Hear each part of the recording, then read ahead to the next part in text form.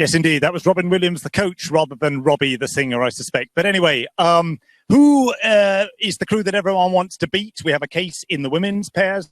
They're on the water at the moment. We have a case later on in the men's pairs and from New Zealand. And it's not easy to be the crew that everyone, but really everyone wants to beat.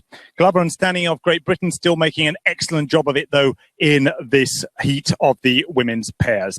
One semi-final slot to be had. All the others get another chance in this competition in the repechage.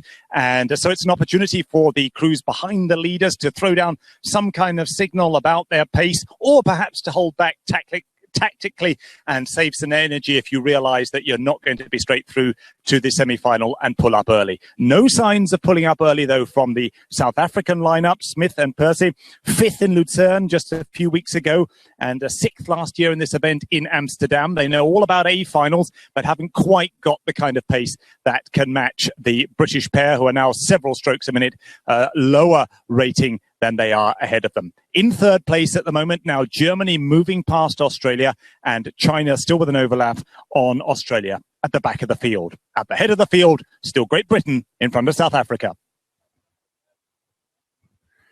Donc pour l'instant, la première place est toujours dans la planche de pied, bien assurée des deux Britanniques qui caracolent en tête. Par contre, derrière, nous assistons à quelques petits retournements de situation. En deuxième position, l'Allemagne, d'abord au couloir numéro 5, pardon. Et puis derrière, nous avons un bord à bord qui s'était instauré, mais ça va peut-être se décanter entre la Chine, l'Australie et la République d'Afrique du Sud.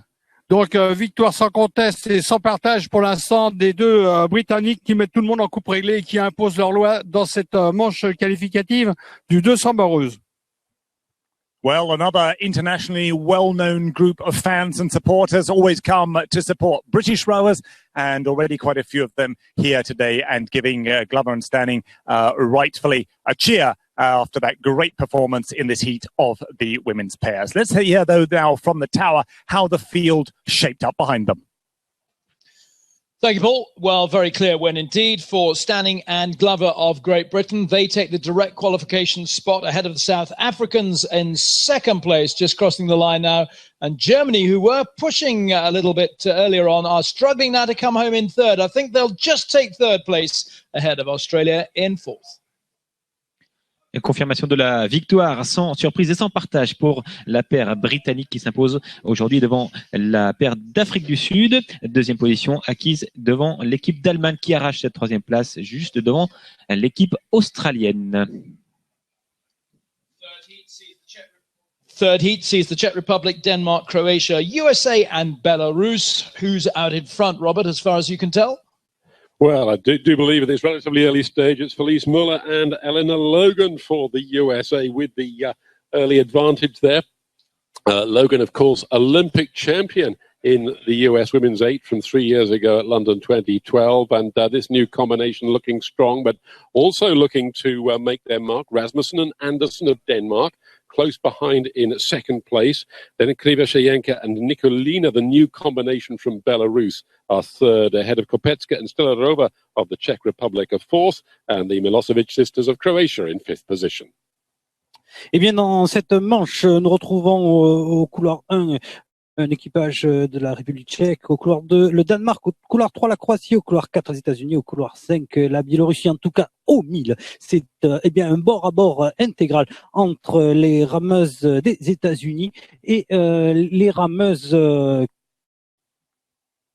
croates. Non, pardon, excusez-moi, des rameuses danoises. Oui, en effet, les Danoises ont terminé 3e à Lucerne cette année. Les rameuses des États-Unis, eh bien 4e à Varese. En tout cas, eh bien c'est une nouvelle paire cette année pour les États-Unis, car en 2014, eh bien Felice Müller était en 4 de couple et termine médaille de bronze championne du monde, et Eleanor Logan était championne du monde donc en 8 l'année dernière.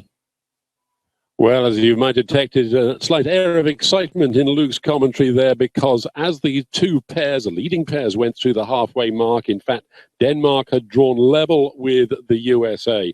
The Danes, who took the bronze medal at Lucerne in the absence of the USA, let's see how things are shaping up in this opening heat with just one to go through to the semi-final. Well, just north of Copenhagen, the Danish capital, there's a beautiful lake. It doesn't have mountains like Igbillet, but a most attractive lake. The venue next year of the FISA World Masters Championships and home to the Danish Rowing Federation, who have very much put the accent over the last couple of decades on lightweight rowing with great success, and we'll be seeing some of their crews later on in the program.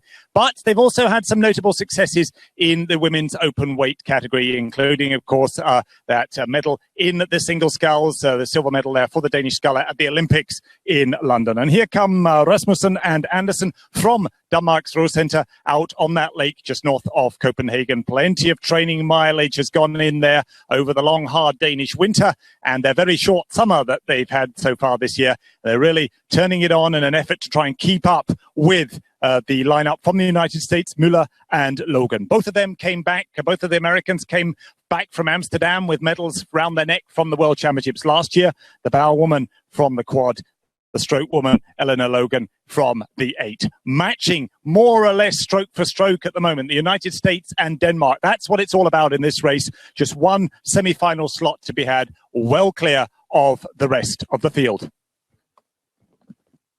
Oui, alors qu'elle passait devant nous, on avait vu l'équipe des États-Unis au commandement avec un petit quart de longueur d'avance, mais en quelques coups d'aviron, les Danoises ont repris la main, si je puis dire, et les Américaines sont obligées de relancer la machine pour préserver leur première place qualificative dans cette épreuve du 2 en pointe. Il faut savoir aussi que les Danoises ont fait 5e cette année au championnat d'Europe. Donc les Américaines sont obligées de s'employer, de sortir un petit peu le grand jeu pour préserver cette première place face à un équipage danois très incisif. Ensuite, en 3e position, nous retrouvions là-bas à l'extérieur la République tchèque. Et puis venait ensuite la Biélorussie et la Croatie. Alors, Denmark and the United States coming to the line in the boat that's the hardest to row, but they run when it runs well. It's so beautiful to row in. The pair now, United States and Denmark coming to the line. Our colleagues at the tower will talk this home. I think it's going to be the USA, Paul. They are just making a little bit of headway now. USA coming down to win by a full length, or pretty much a length there, ahead of Denmark in second place. USA take that direct route to the semi-final.